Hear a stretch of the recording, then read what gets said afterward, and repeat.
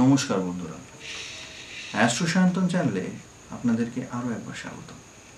আজকে জ্যোতিষে এমন একজনকে নিয়ে আলোচনা করব যার ভয়ে মোটামুটি সবাই কাঁপে, আর সবাই যত জ্যোতিষীরা আছে ঘুরিয়ে ফিরে তার ভয়টা একটা দেখায়, সেটা হচ্ছে শনি। শনির 7.5, শনির ঢাইয়া। তো শনিকে নিয়ে আলোচনা করার আগে শনির জন্ম এবং শনির কিছুটা ইতিহাস জানাটা দরকার। পুরোটা হয়তো পুরো বলাটা সম্ভব নয়, পৌরাণিক পুরো গল্পগুলো, কারণ এইগুলোর সঙ্গে না অনেক কিছু জড়িয়ে আছে, অনেক ছোটো ছোটো জিনিস লিঙ্ক করা আছে। আমি জাস্ট স্টোরি হিসেবে বলছি, একটু বুঝতে চেষ্টা করলে সুবিধা হবে আপনাদের, সেই কারণেই আরও বলা, তাহলে বুঝতে পারবেন যে কী করা উচিত। তো সূর্যদেবের স্ত্রী, সূর্যদেবের যে তেজ সেটা সহ্য করতে না পেরে তার ছায়াকে দেহদান করেন, করে জীবিত করেন, করে তাকে বলেন যে আমি তপস্যায় যাচ্ছি, তো যতদিন আমি তপস্যা থেকে ফিরি ততদিন তুমি আমার সমস্ত কাজকর্ম করবে এবং আমার স্ত্রী হিসেবে সূর্যদেবের সঙ্গে থাকবে। তো যথারীতি সূর্যদেব তার ছায়া সেই কর্তব্য পালন করতে থাকে এবং সূর্যদেব ও ছায়ার সঙ্গে সম্পর্কে জন্ম হয় শনিদেবের। তো পরে যখন সূর্যদেব জানতে পারেন যে শনি তার স্ত্রীর পুত্র নয়, তার স্ত্রীর ছায়ার পুত্র, তো সেখানে প্রথম তাকে অস্বীকার করে। তো এখানে শনির মধ্যে একটা রাগ, ক্ষোভ, কষ্ট, রাগের থেকেও কষ্ট তৈরি হয় যে আমি তো জানি না, আমি কোনো কিছু জানি না, অথচ আজকে আমাকে বলছো আমি তোমার সন্তান নই। তো এটা তো কষ্টকর ব্যাপার, খুব দুঃখের বিষয়। তো হলো ফার্স্ট।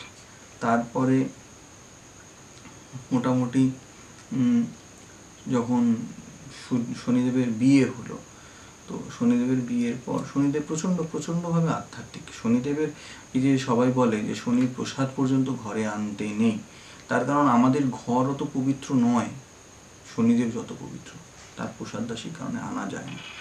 তো তো যখন বিয়ে হয়েছে তখনও তিনি ভগবানের নাম করে যাচ্ছেন।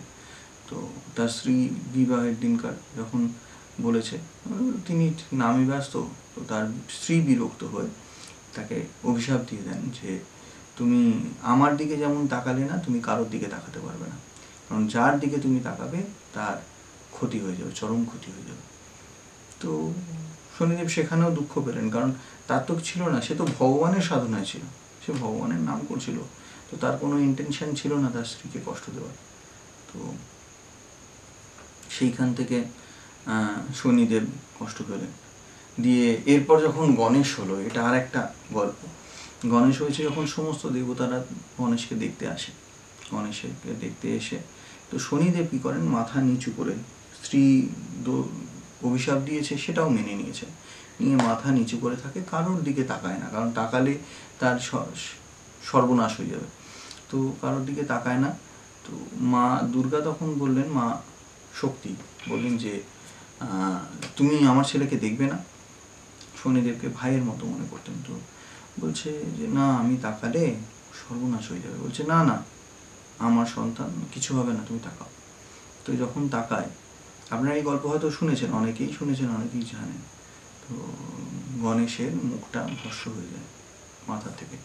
তো তখন তাকে মা প্রচণ্ডভাবে ক্ষুব্ধ হয়ে অভিশাপ দেয়, তুমি খোঁড়া হয়ে যাবে। তো খোঁড়ারা যেমনভাবে হাঁটে দেখেছেন, আস্তে আস্তে আস্তে আস্তে, শনিদেবেরও হাঁটা চলা বা শনির গ্রহেরও পুরো চলাটা হয়ে গেছে ওই আস্তে আস্তে চলে, যার কারণেই শনিদেবের 7.5 বছর বলা হয়। তো এই সমস্ত কষ্ট নিয়ে শেষ অবধি সুপ্রিম কোর্টে গেল হচ্ছে শনিদেব। তো দেবতাদের সুপ্রিম কোর্ট আমি বলি হচ্ছে মহাদেবকে, যেখানে দেবতা বলুন, অসুর বলুন, যার যা সমস্যা সবাই চলে যায় হচ্ছে মহাদেবের কাছে। মহাদেবকে খুব সহজে পাওয়া যায় আর মহাদেবের কাছে যাওয়া যায়। তো মহাদেবের কাছে যেতে মহাদেব বলে যে সব ঠিক আছে, বুঝেছি, যেটা হয়েছে, যা হয়েছে তোমার সঙ্গে খারাপ হয়েছে, তো কিন্তু আজ থেকে তাহলে তোমায় আমি দায়িত্ব দিলাম ন্যায় দেখার, যে যা কর্ম করবে কর্মের ফল এবং ন্যায় প্রদানের জন্য তোমাকে আমি দায়িত্ব দিলাম। সেই থেকে এই যে 7খানা গ্রহ, 2খানা ছায়া গ্রহ, তাদের মধ্যে শনির জায়গা হলো এবং শনি ন্যায় দেখাশোনা করে। তো স্বাভাবিকভাবে যে ন্যায় দেখে, জাস্টিস দেখে, সে অন্যায়কে এমনিতেই প্রশ্রয় দেবে না। তো এটা হচ্ছে শনির বেসিক জায়গা। এইভাবে শনি ন্যায়ের জায়গাটা পায়। এরপরে আলোচনা করব যে সে কিভাবে কাজ করে, আমরা কিভাবে চললে শনির, যেটা বলছিলাম আমি প্রথম দিকে বলেছিলাম একদম ভিডিওতে, যে শনির 7.5 সময়টা যদি কেউ ঠিকঠাক, 7.5 সময় বলে না, নিজের জীবনকে কেউ যদি ঠিকঠাকভাবে ইউটিলাইজ করতে পারে, শনির 7.5 মতো গোল্ডেন পিরিয়ড কিছু হতে পারে না। তো সেটা সম্ভব।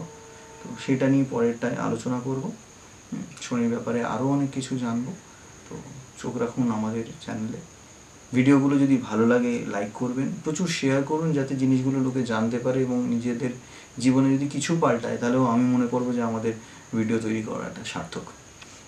আর সাবস্ক্রাইব করুন, করে নিচে যে বেল আইকনটা আছে ওটা টিপে দেবেন, তাহলে আমরা যে ভিডিওগুলোই আনবো পরপর এই ধরনেরই সমস্ত ভিডিও আনবো, যেগুলো আমাদের দৈনন্দিন জীবন কেন, আমাদের চলার পথকে আরও সহজ করে দেবে। তো সেই ভিডিওগুলো আপনারা পাবেন প্রথমেই, সবার আগেই আপনারা নোটিফিকেশনটা পাবেন। আর যদি মনে হয় যে আপনাদের এই বিষয়ে আরও কিছু জানার আছে, তাহলে অবশ্যই আমাদেরকে কমেন্টসে লিখে জানান।